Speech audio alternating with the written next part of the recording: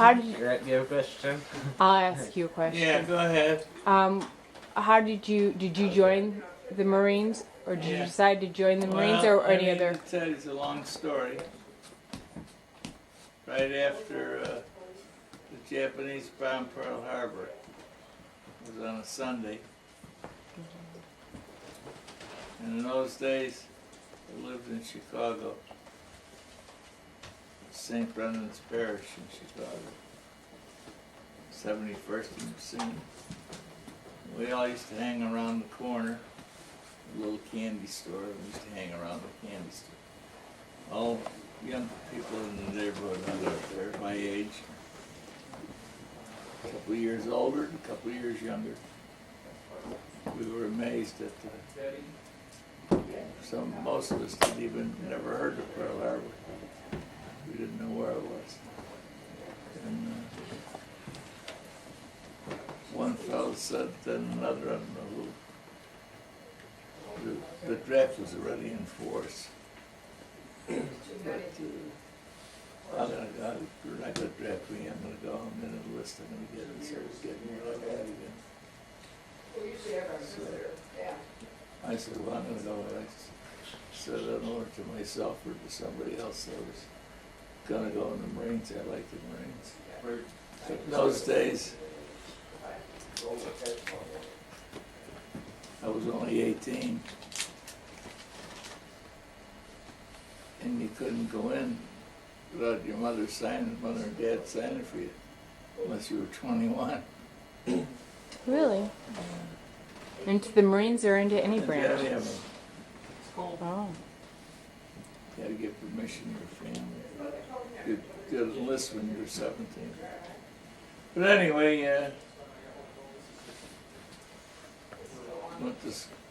went that week. I bummed around that week. I was working then, but a fellow by the name of Jackie Crane and Johnny Monahan.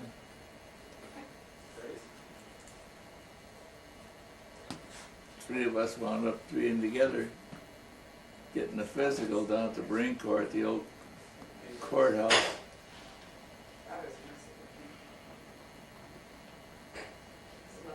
And got the papers to bring home. Brought them home.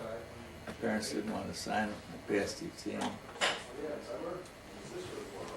Physical is all. There was no mental exam. My mother didn't want to sign them. So my argument with my parents was to wonder what kind of a family I come to. They didn't want to sign them. Wouldn't sign them. My dad wasn't too happy either, I guess, because he was in the Navy in World War I. He would have rather seen me go in the Navy than anything else. There was no Air Force then. Mm-hmm. The Air Force was part of the Army. But I went in the Marines anyway. So after much arbitration and arguing,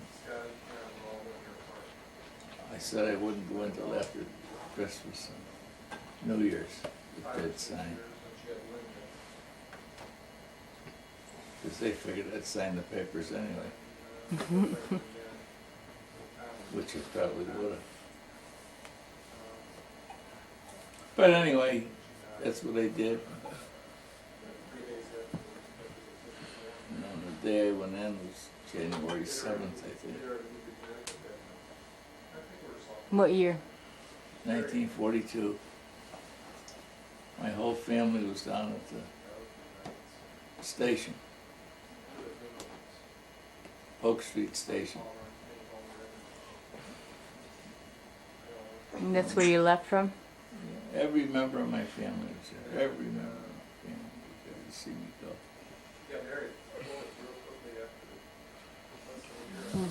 Were they all, everyone was crying?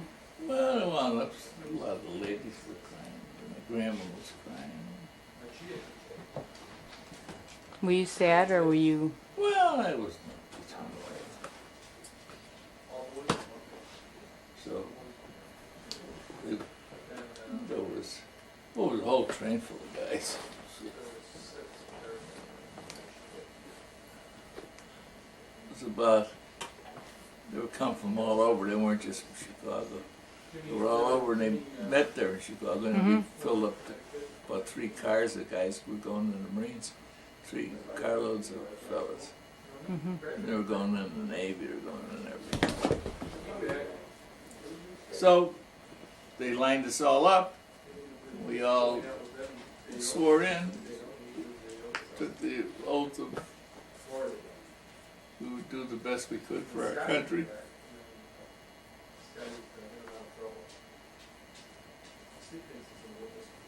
That was the last time I was home till I come home on. I go home, of course, a month or so later. My mother died. I come home then, but I didn't come home again after that until I was on rehabilitation leave on Christmas in 1944. Did you know your mom was gonna die? No. My mother got pneumonia. She had I don't know what they called it, because she had from when my brother Bill was born, Oh. what they call a milk leg. I don't know. But it was like a blockage, blood blockage. So she got pneumonia and she was in Little Company Mary Hospital. She died about a month after Yeah, Bill was born? about a month after I went in the Marine Corps. No, he was born. He was about 7 years old. Oh. But there was an after effect of his birth. Mm-hmm.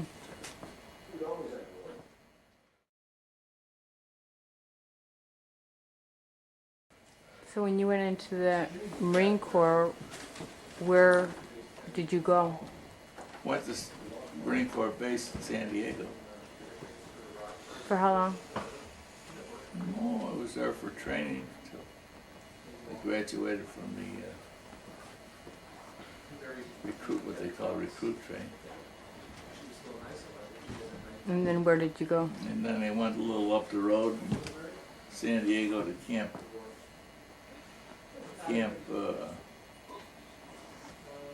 Elliott.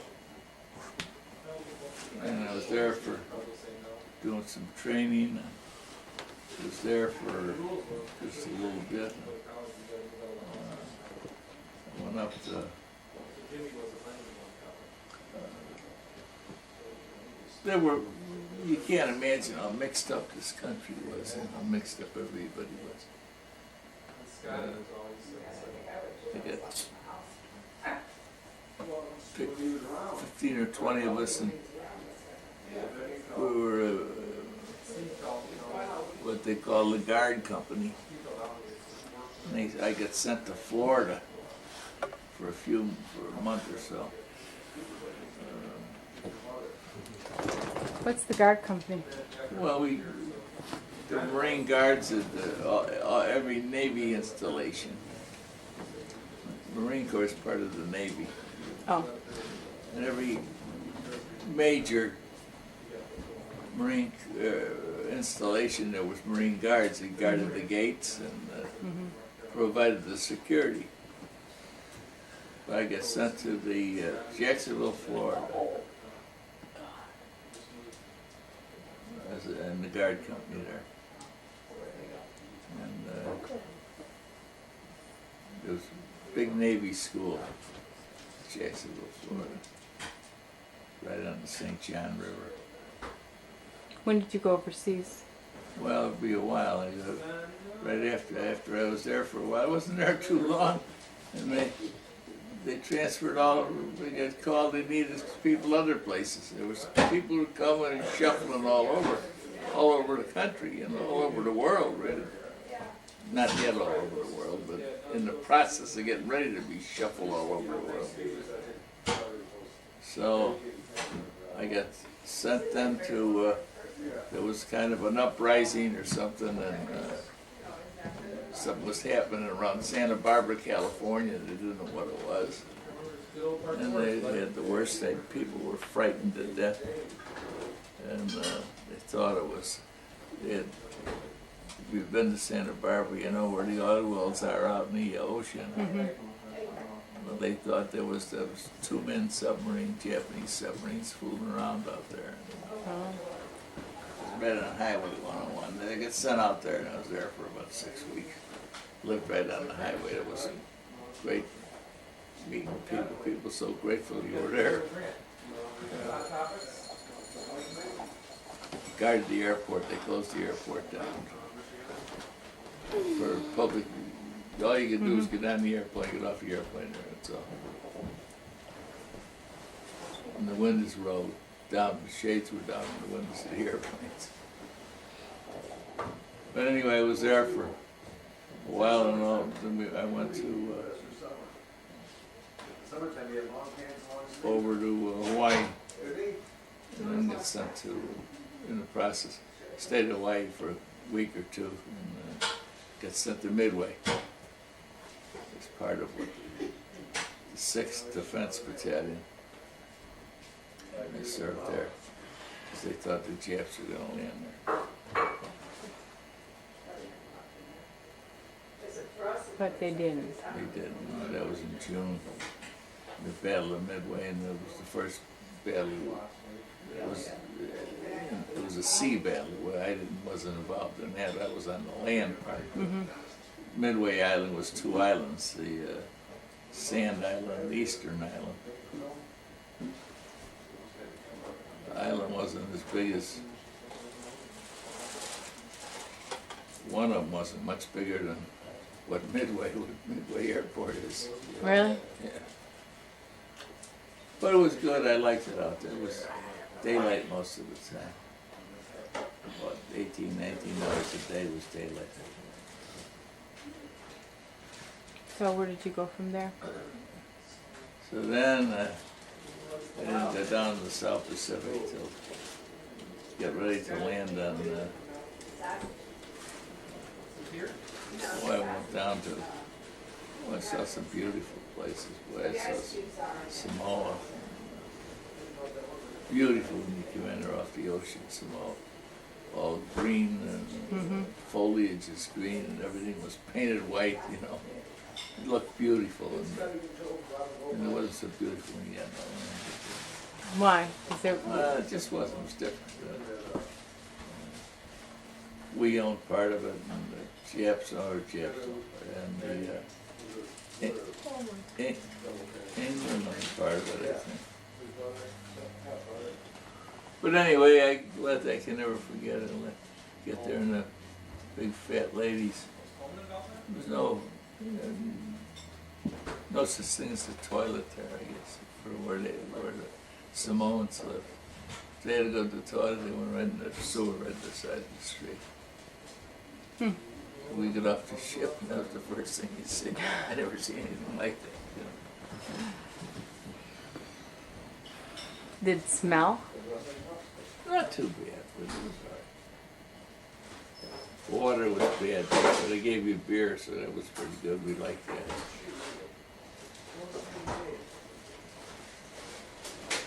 I was only there for a few days while they were doing something with the ship. Then where'd you head off to? Just a little further down. We were heading down to the South Pacific, and I landed on. We went to an island for some training called Efate, E-F-A-T-E. That was in. I was going to say New Caledonia. It wasn't New Caledonia. It was New something. But anyway, I was there. I was trained there for a while. November, I went to land at Bougainville, get on the ship called, it was a World War I ship called the transport, called the American Legion was the name of the ship. Was how old? 25, 30 years old. Wasn't Bougainville where you first saw some? Huh? Wasn't Bougainville where you first saw some action? Yeah. It I was, before I missed, I was at, what's his name, for a few, at Guadalcanal was almost all over when I went by there. I was at Talaki, but then, was relaxing, saw them fall over dead there, a lot of them. Oh, Did that bother you? Were you, no, it didn't? nobody, you're sorry to see your friends go if you knew them. I'm glad it wasn't you.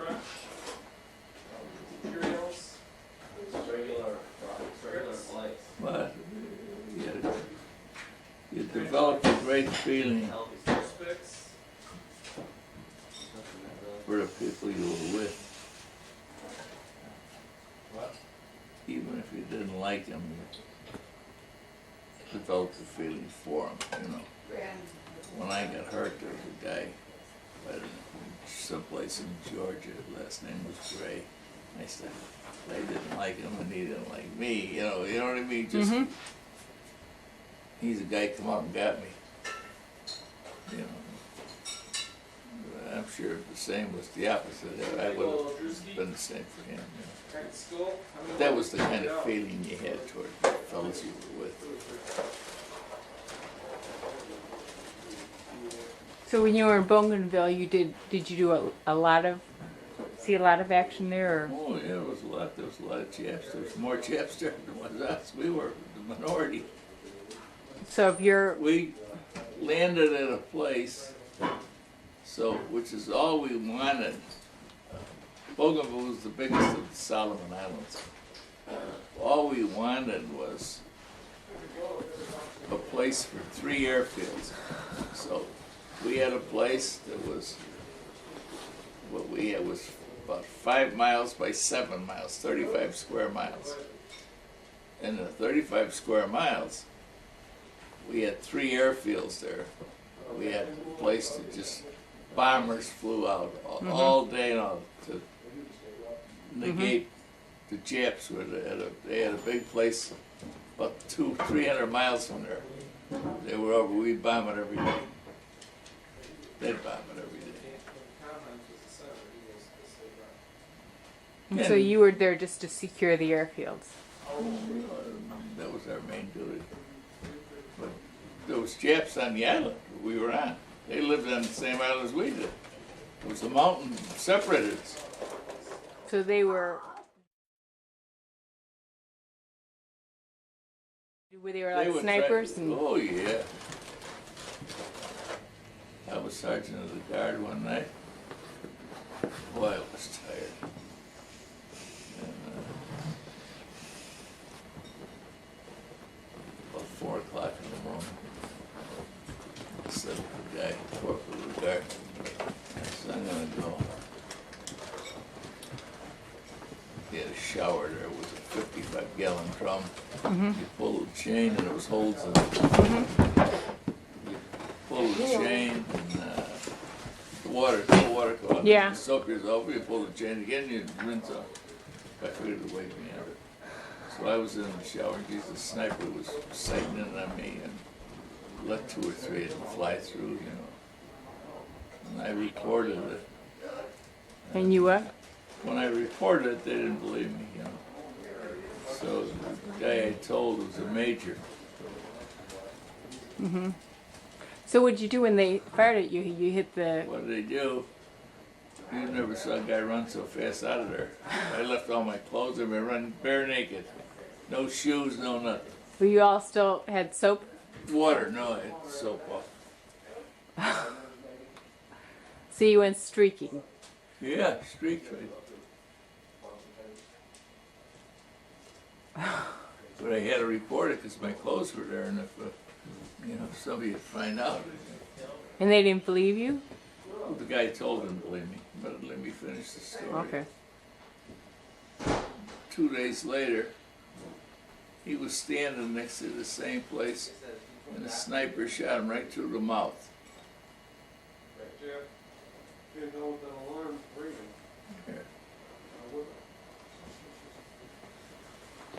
More than likely, the same sniper was in the same tree they were, boy, the Japs were clever guys. Not clever, but they'd be tied into them trees and they'd stay there. I don't know how often they changed, left them out of the trees.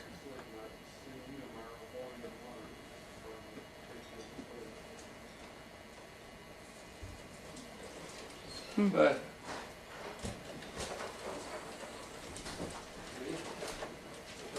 The guy lived? huh? The guy lived? Sure. He was back in duty. He must have been talking. Well, when I didn't knock his teeth out right through his mouth. Either in here and out his cheek, or in the cheek and out his mouth. I don't know which. Lindsay, Major Lindsay. He believed me though, he told me. He disregarded. He said it was. Sorry he didn't believe me the first time. He probably wouldn't get shot, he said. But we got him the second time. We didn't get him the time he went after me. You got the sniper? The sniper shot. I didn't get shot. He went through had the mesh around the shower, you know, because there was all them bugs around there and that stuff.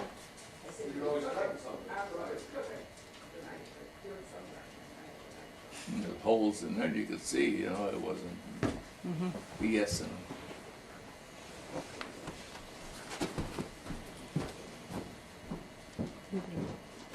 So, so where were you when you lost your leg? No, Well, a little bit later than that, there was a big, there was a river there.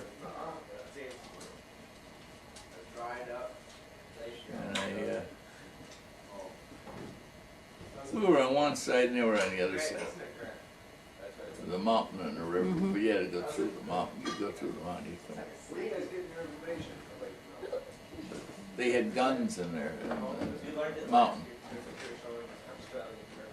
Guns, and they had guns on the railroad, like railroad tracks. They'd wheel them out, fire 2 or 3 big rounds, and kill half a dozen guys at a whack. You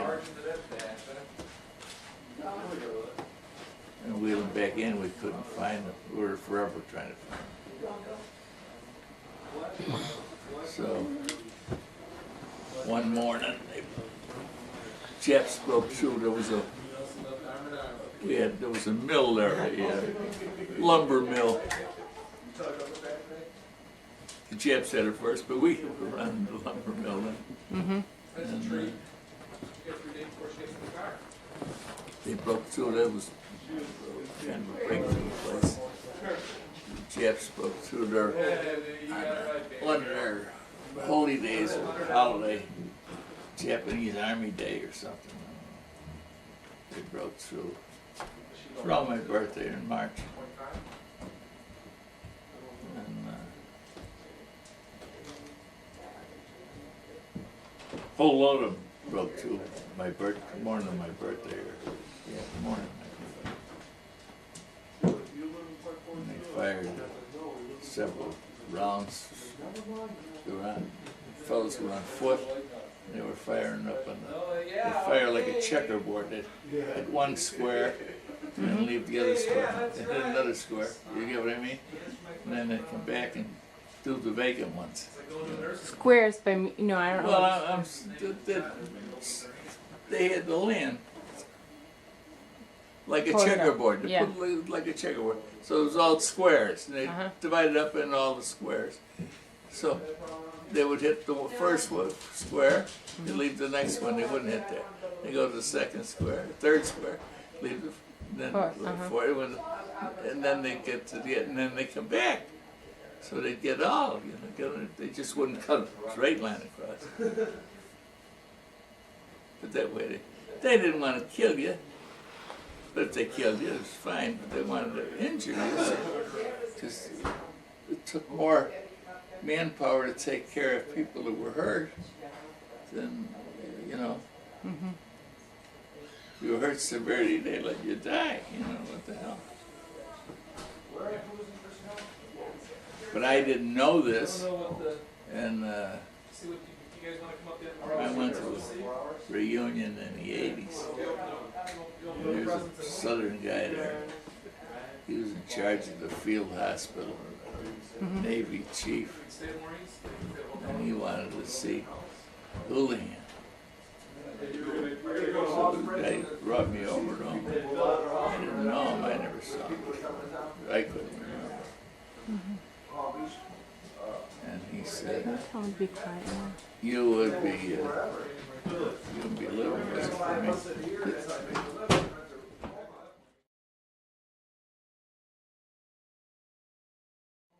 They had me over at the triage where who's to be taken care of next first, you know, they run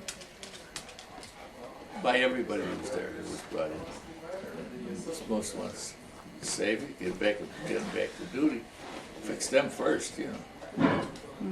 But I was hurt pretty bad. I guess I wasn't breathing. They put me over and said, we'll get back to him, maybe if we get a chance, we'll look at him again.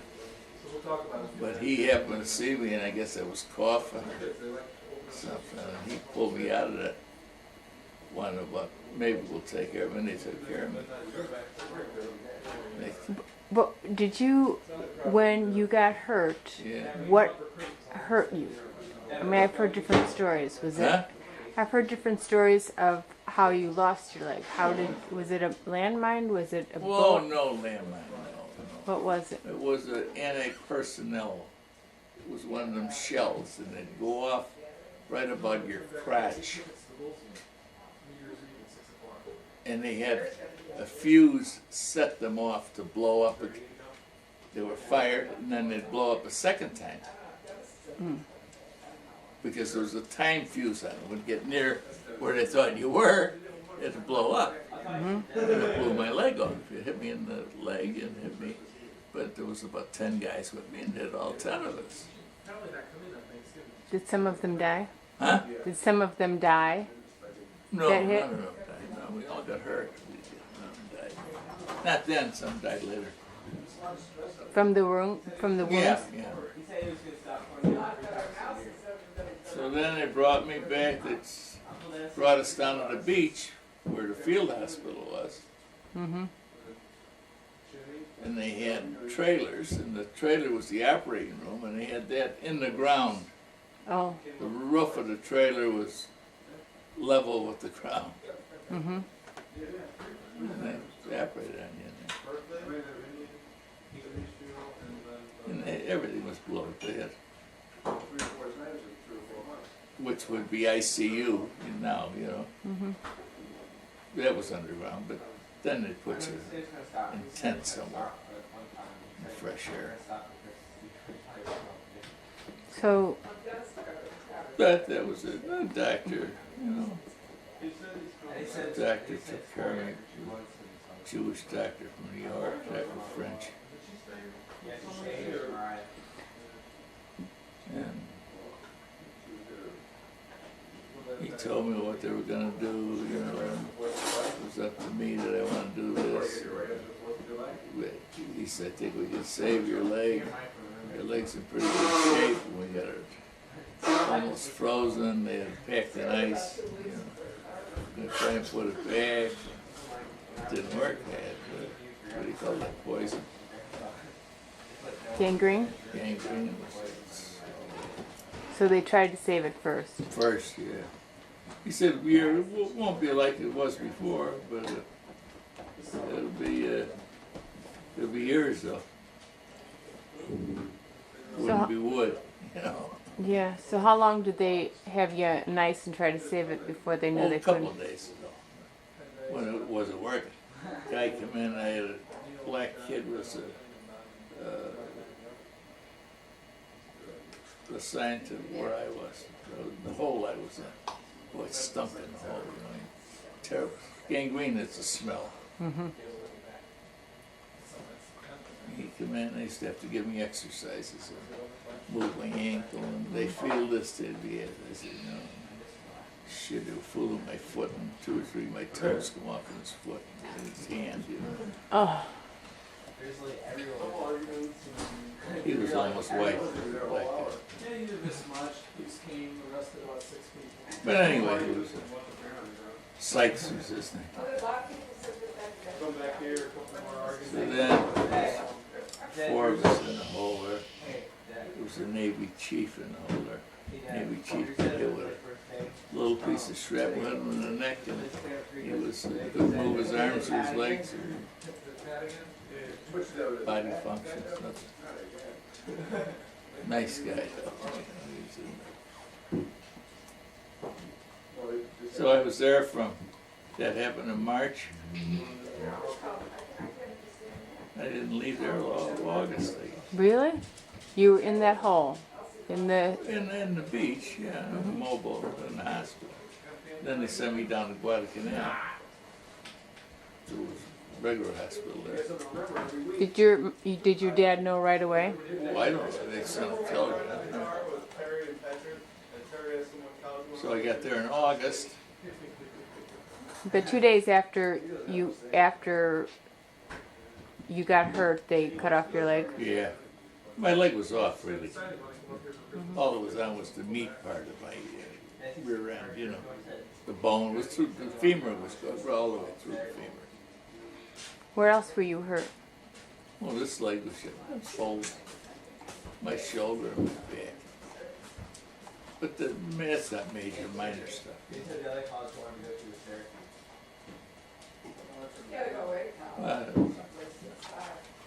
It was an experience. Were you ever hurt anywhere else any other time? No. Oh, I got hurt different times. It was not from, got hurt playing basketball on Midway.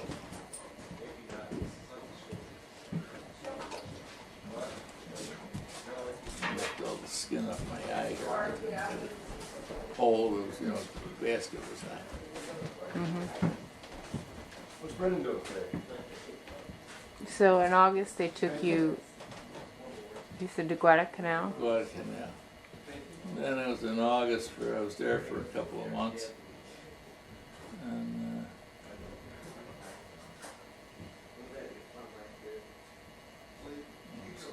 the show, Bob Hope was there. And I was at the show. And, over a loudspeaker, they said, Sergeant John J. Houlihan, Michael Jones, return to your wards immediately for embarkation to the United States. Well, I got old Sykes to run me back. Did you get the ledge going? No, listen. No, out in the garage. They're not even listening. Leave me out there to help Bob Hope. So the next day I left to come home. Went to California. Marijuana. Well, the first hospital, I went to Oakland first. The first hospital I was at was Oak Knoll in Oakland, Naval Hospital. But the amputee hospital was at Vallejo. There was Marines and Navy had 2 amputee hospitals, one on the West Coast, one on the East Coast. Mm-hmm.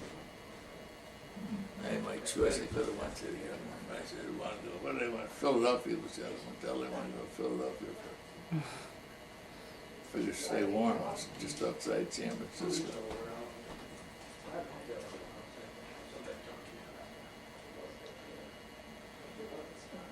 So how long did you stay there for?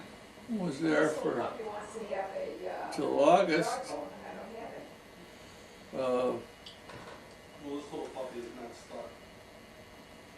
As much as she wants to think she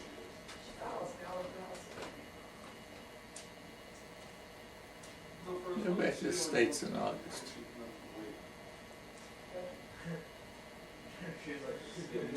How old is she? She's like 16. She's like a month old. 11. Back to the States. then my guys come home when I was there in at the naval, and they all would come in through Treasure Island. There's an island in the bay in St. Francisco. So I went over to got out of the hospital, took the bus and went over. So I made had a couple of fifths of whiskey and brought them to the guys from my outfit, you know. Put them in my pants leg so they could see what I was bringing in.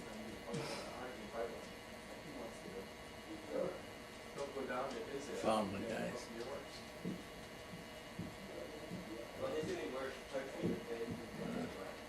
So when did you get home to Chicago? May of 1945. Year after I got hurt. Over a year, I got hurt in March of 44. May of 45. Were they doing rehab with you all that time?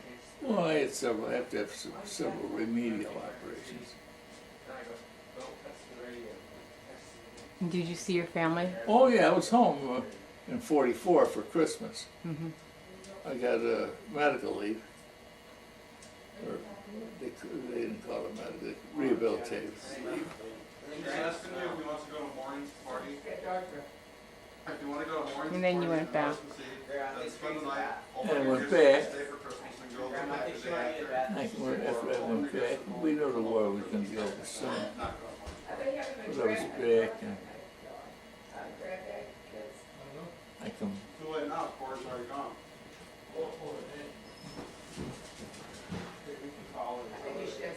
I got back in January and I come home in May. My leg wasn't fully made or anything yet. And one night they let me go home, you know. I got my artificial limb in January of 45. Hey, Grandma, And I get discharged. where's that yellow padded paper May that you had? 45.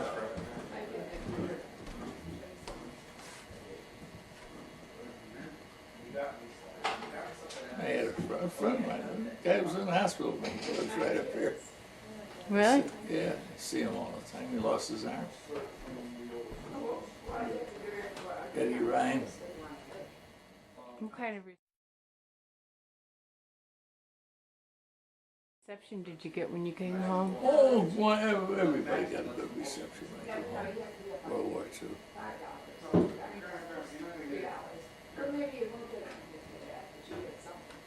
When did you go back to when did you go to Notre Dame?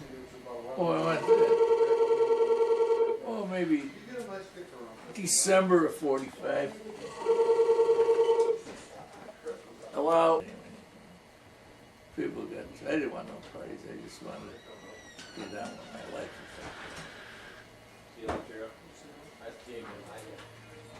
Well, you're concerned about Yeah, she's right there. Well, she is. how people would treat you, you know. You felt maybe you were different now and people would treat you differently. People, Somebody pick my name out for me. they'd, Alright. they'd look at you. You got everything? And I didn't like that kind of crap. Bye. Bye, John. Bye, But, Bye, Grandpa. Love you. yes, sir, I love you too, son. Sure, see you Bye, at Cindy. Sure, see you at Christmas.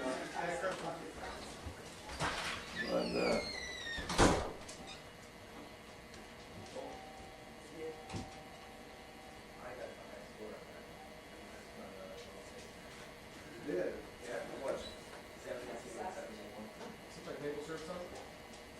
So you felt you were when you went to when did you go to Notre Dame?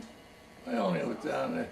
I had to take a bunch of examinations because I went to school under the GI Bill of Rights, but for the handicapped was a better deal than the regular ones, that the regular army, regular veteran got, you know. Mm-hmm. And I wanted to be a lawyer. I couldn't pay fast as they can be a lawyer.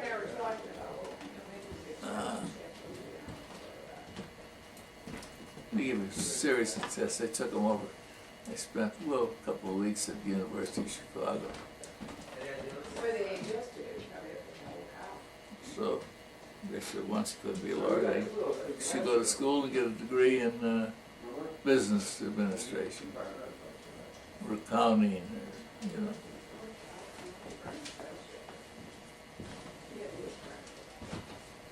So I told them they didn't know what they were doing. They had a bunch of some chaps at the school over there.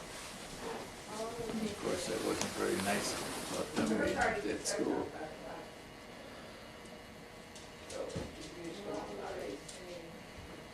They still had our guys, some of our guys that got hurt. The first days of the war, got hurt. Wake Island, prisoners, prison camps in Japan. And these guys, of course, they were Americans. You didn't stop to think of that.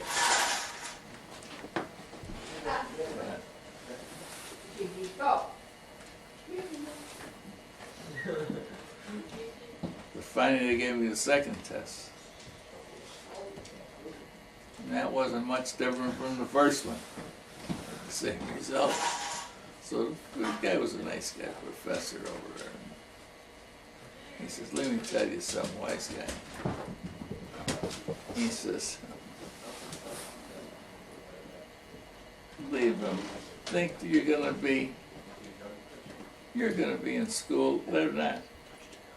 Leave them think you're gonna get a degree, a business degree. You need that business degree to get into law school. Once you get that, transfer to law. Who the hell's gonna know the difference? There's only about 11 million college guys going to college. Here, Under the GI Bill of Rights. come here, Gigi.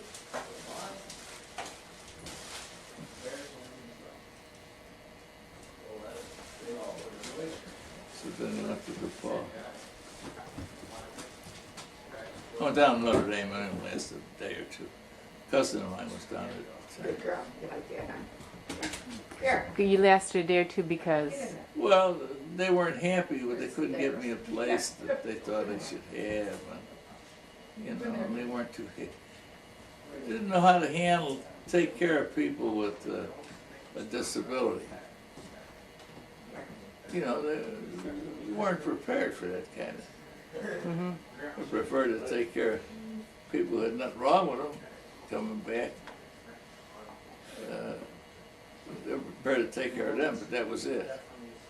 didn't they give you a place on the third floor? Oh, they said the only place to give me the third floor. My cousin gave me his room. He lived in one Walsh Hall or Soren Hall or one of the halls. He was on the football team too. Gainey, kid by the name of Mike Gainey, younger than me. But he gave me his room. He said I could have his room.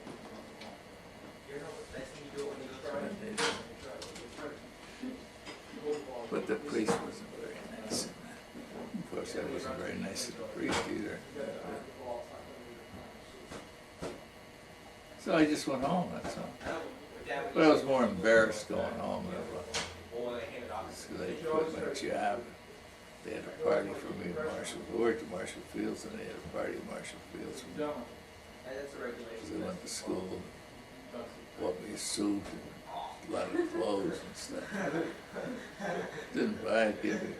So I went up and we just picked it out, you know. And they paid for it. Not what they wanted, is what I wanted. That's nice. Yeah. Well, they offered my job back, but I didn't go back. I was just too embarrassed. So you went to DePaul? Right after that, I went to DePaul. That was on Lake Street in those days. That was what? It was on Lake Street, Lake in Michigan. When did you get married? About a year after that. We got engaged then. And you came back Yeah, from Notre Dame. You got engaged. but I wanted to go in there because if you graduate in 2.5 years, see, that was what I wanted. They had they call it expedited course. So did you graduate in 2.5 years? No, I didn't get in. How did I graduate? You didn't get into DePaul? Into Notre Dame, they had Oh. the expedited. Oh, they did there. Yeah, that's why I wanted to go. Main reason, was 2.5 years. You were just off 2 weeks, you start the next semester, Oh. you know what I mean? That was the last class they weren't gonna have anymore after that. That's what they had during the war. Oh. So how long did you stay at DePaul? About 3 years, 2.5 years. I worked there in the day and went there in the afternoon. Most of my classes were in the afternoon. I never went there in the morning. My first class was usually religion at 12:30. 1 o'clock, about 3 days a week. Otherwise, my first class was 1:05.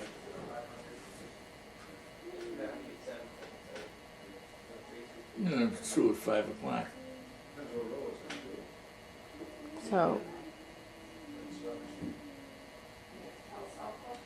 12 hours, so I took. how long did you know Vern for? Well, I met her at the carnival at the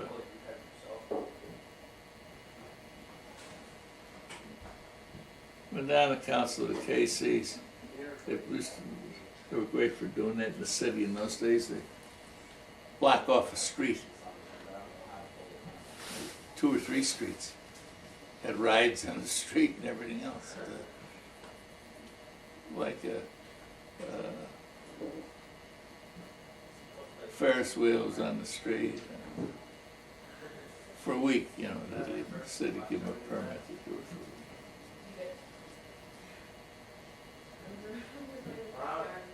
week. So when you met her, you'd already lost your leg? Oh, yeah. And then I see some of the guys in the neighborhood there. I'd gone to school with them at Leo. Mm-hmm. They went to school with her at St. Gabriel's.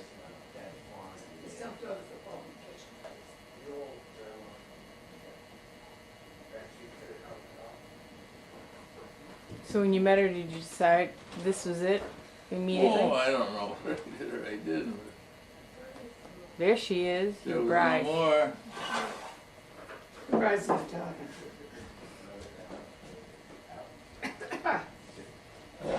How long did you guys know each other before you got engaged? About 6 months. Was it? Yeah, about 6 8 months. months or something. Pretty good. So, For 56 years, it's pretty good.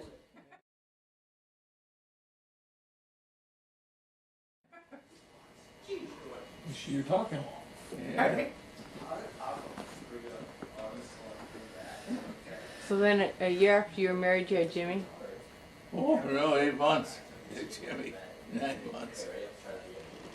It was a premature baby. In those days, And the you're old sticking- Irish ladies would be counting on their fingers. And you're sticking to it? Yeah. That's God's truth.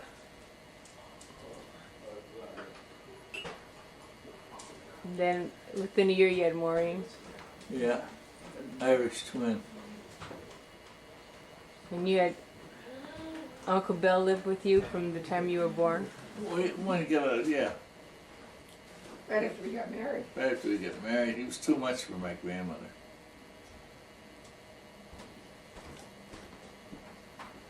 How was it for you?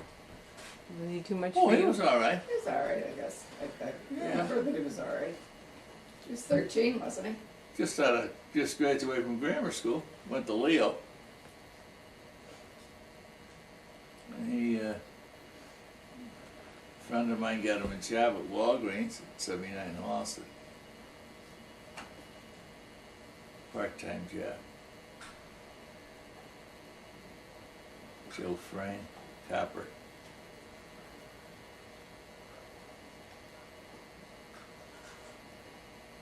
So how did you decide to get into politics? Well, I went to work for Daly and needed a job. 1950. And my mother-in-law got me a job.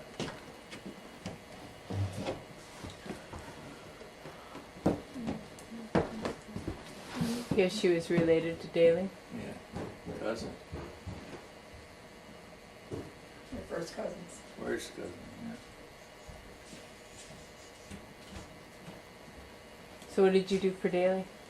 Worked as a clerk in the county clerk's office. He was the county clerk.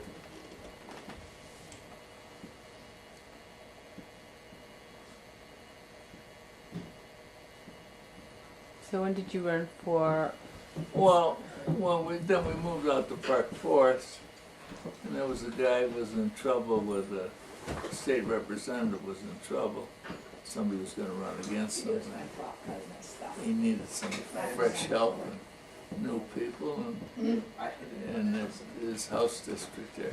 And they got me, I don't know, I wound up working for I did some work in the school district in Park Forest.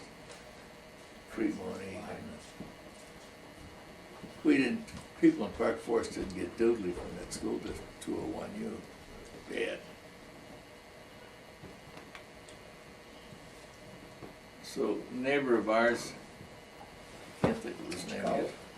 He was a Marine, I can't think of his name. Where's your socks? He was the head of the school district, Eddie, Oh, nice man. Eddie, used to walk and run all the time. not Einhorn, Einstein, what's his name, Einstein or something? No, that was Epstein. Epstein, yeah. Einstein. Anyway, He was the superintendent, wasn't he? no, he's the head of the president of the board of education. But he got it, and we talked. They asked me would I help him, and I helped him. But they wanted to put somebody on the ticket to run against the people who were there, you know. And I says, you put somebody else on there, you're taking votes from yourself. And I got him. I says, never mind, we can't worry. The hell with them people from Creighton, the people from Monique. We're just gonna vote for people in Park Forest. Unless they're voting for Epstein, you know what I mean? So tell them you're for anybody you want. I don't care what you do, but anybody don't support them.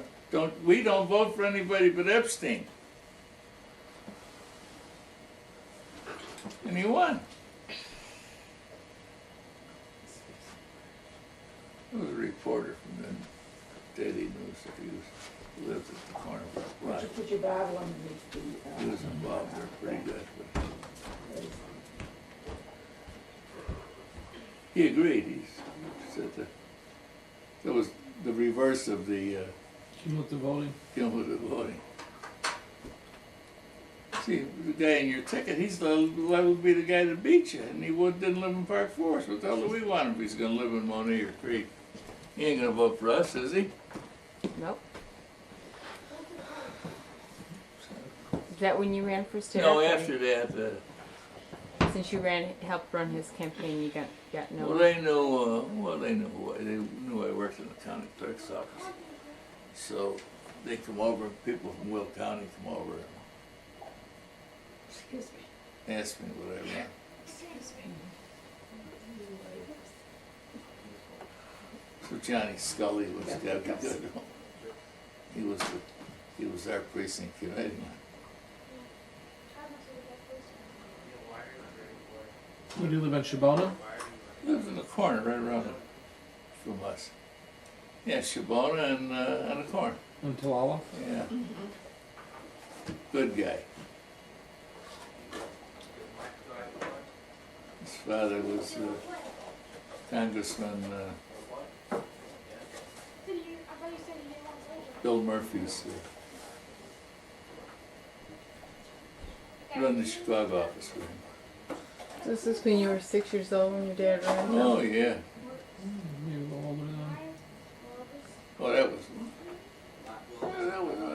same time. Kennedy was running. I've got the picture Bill with the hat on, Yeah. Kennedy hat. With all the Nixon signs around them.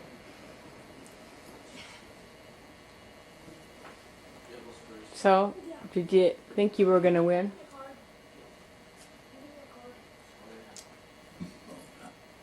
I don't think you ever run unless you think you're gonna win. Didn't know how, but I thought it was. And almost did. He only lost by 27 votes. You lost? First time you ran for state rep, Yeah. you lost by 27 votes? I didn't know Ran that. for County clerk clerk. of the circuit court.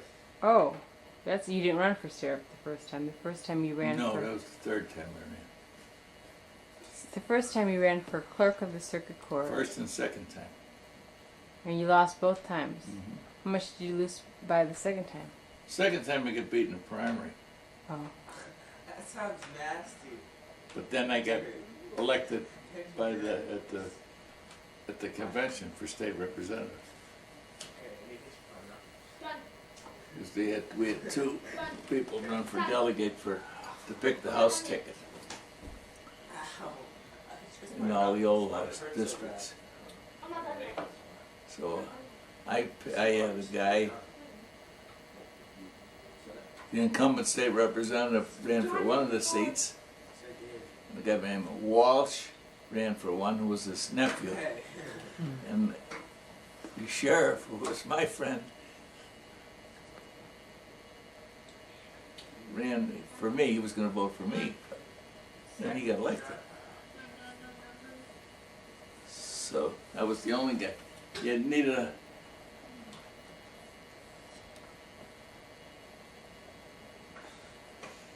needed 119 votes.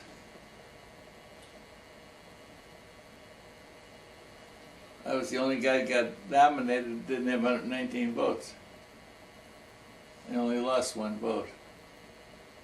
Stop looking at my The other delegate from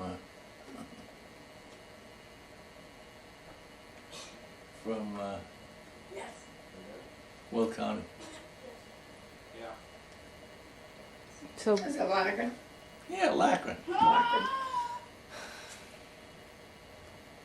but you still were not. Why, sure, I got all the other people. There was 236 delegates. I was the only one who was minus one. Everybody else had the same number of votes but me.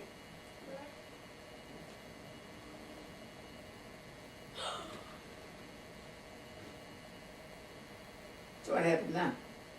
Well, then I was nominated. And, then we had to run at the election on the bedsheet ballot, remember?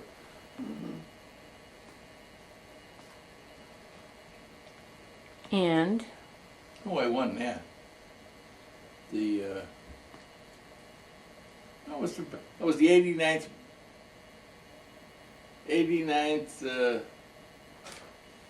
person. I'm run 89th.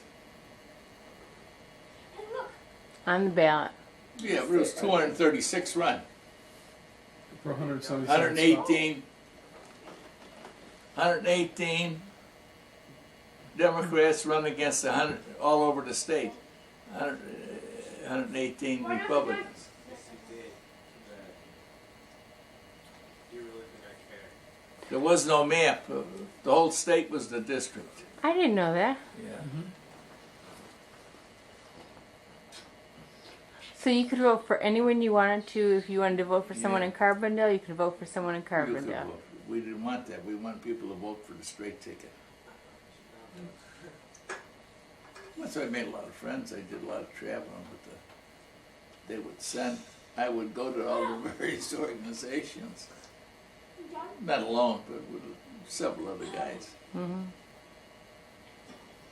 When they'd have their meeting unannounced to see how they were gonna do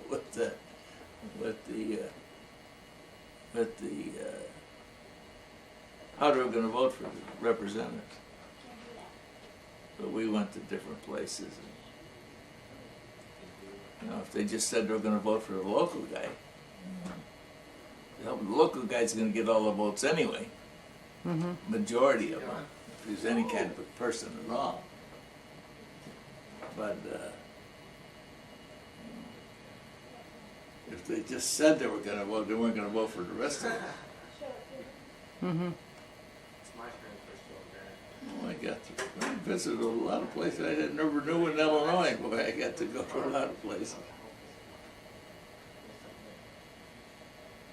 But most places they voted for. That's how we won. In the House, we had 177 members. Yeah. We had 118. Wow. 118 to 59. Oh my gosh. Senate was the direct opposite. Yeah. Stop. Well, So it it was like, wasn't what, the direct 39 to, It was almost the direct opposite. 39 to 20. Yeah. It was even less than that after that. It was the Johnson landslide of 64. So, well, how long did they vote like that for? Just One election. time, that's all. Then they drew a map, and now they got where they toss the coin, so that kind of thing can't happen again. The House drew their own map, the Senate drew their Drew a own map. map, and nobody would compromise. Yeah. So you See, they could- weren't the same like they are today. Today, Right. the maps are the same. Mm-hmm. you have They six weren't state- then. You could have 6 state reps and 1 Senate district. When I got elected, at large, you know how many guys live in Park Forest? We were the best represented district in the state of Illinois, 5. Wow. Yes, you did.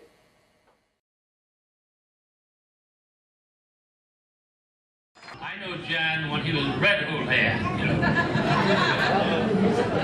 And on December 7th, 1941, we were both 18 years old, and somebody said, war's declared. We went down and enlisted in the Marine Corps.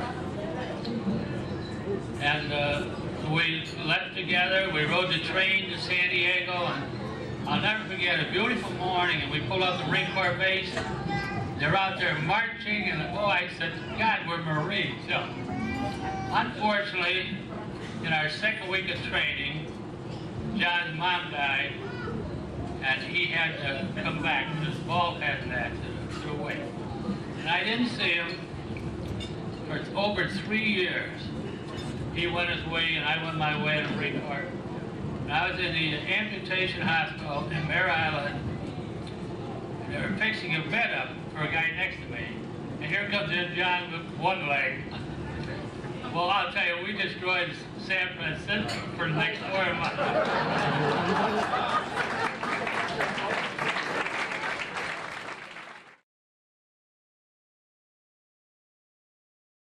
You see, Dad. Oh, Dad's younger than mine. what's your child room?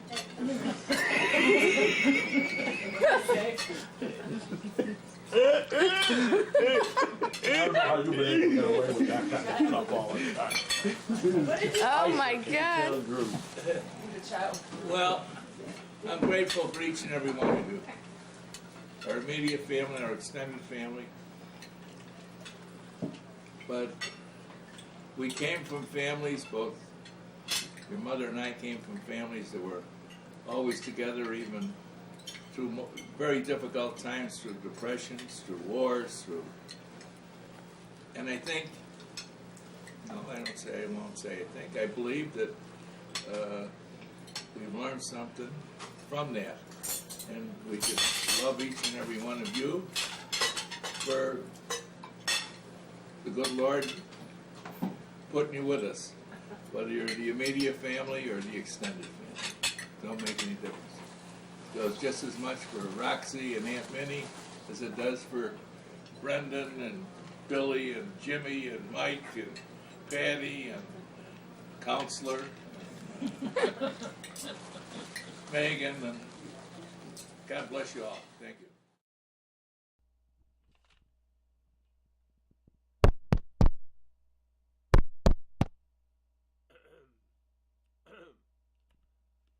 Hello?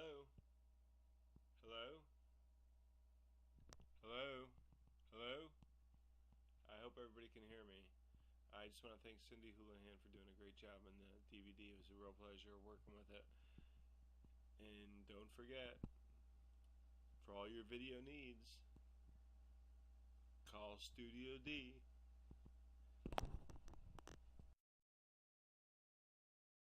This is a song from all of us to all of you. Dennis wrote it. Yeah, give it like to Dennis. Dennis, Red Jack, John, Dad, Grandpa. I said Red Jack, John, Dad, Grandpa. One more time. Red Jack, John, Dad, Grandpa. I said Red Jack, John, Dad, Grandpa. Great figure in all the lives that he has touched. The greatest person to live and touch. Dad, you're the best. Dad, you're the best.